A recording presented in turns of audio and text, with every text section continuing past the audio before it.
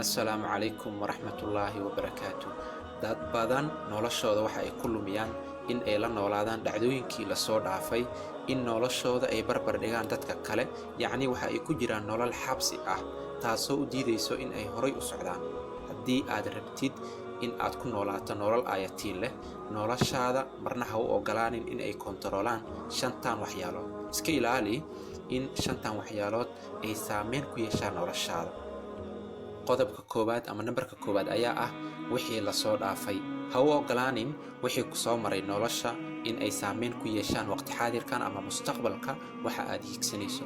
Wax walboo dhacay iska ilow xanuunka aad soo martay si aysan u burburinin mustaqbalkaada. Ka bax nolosha mugdiga ah si aysan kaaga xirin iftiinka nolosha.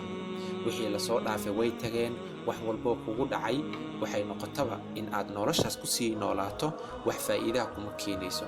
Haddii uu qof qalad kaa galo, waxaad kaliya oo guulaysan kartaa waa inaad iska cafiso horeyna aad u socoto. Haddii aad la nooshahay naceeb, way kaa guulaysteen.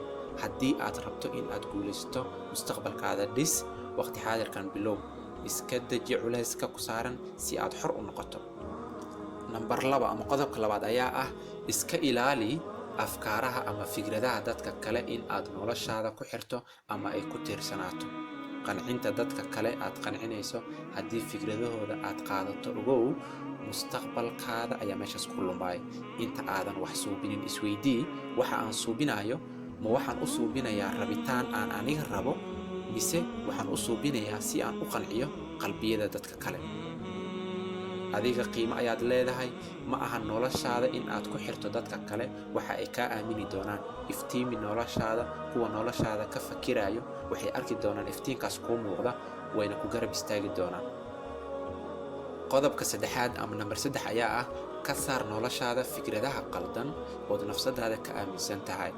Tani waxaa sabab u noqon kara noloshii aad yaraantaadii ku soo kortay iyo dhageysiga asxaabtaada kuwaasoo laga yaabo in ay nolosha ku fashilmeen. Iska saar fikradaha xunxun oo noloshaada hoos u dhigaya. Ma jiro wax aadan qaban karin, wax walba waa macquul, waa haddii adiga aad kalsooni isku qabto. Xikmad ayaa oranayso haddii uusan jirin cadow gudahanaga ah, cadow bannaanka ka imaanayo waxba kuma yeeli karo. noloshaada way isbedelaysaa markii aad go'aansato in aad adiga isbedel suubin karto. In aad indha caafimaad leh ku aragto nimcooyinka uu Allah ku siiyey oo lixaadka uu kow ka yahay. Walaal ha isliidin. qodobka 4 ama nambarka 4 ayaa ah xiriirka.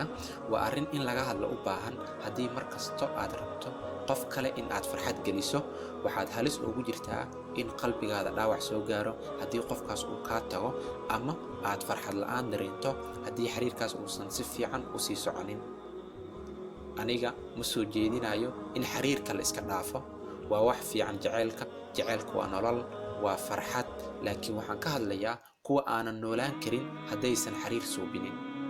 kuwa raba in ay qof kasta xiriir la suubiyaan ayagoo iska ilaalinaya kelinimada. waxaan idin sheegaya ayaa ah in maskaxdiina aad korisaan ilaa aad ka gaarto heer aadan u baahnayn kuwa kale in ay ku farxad geliyaan.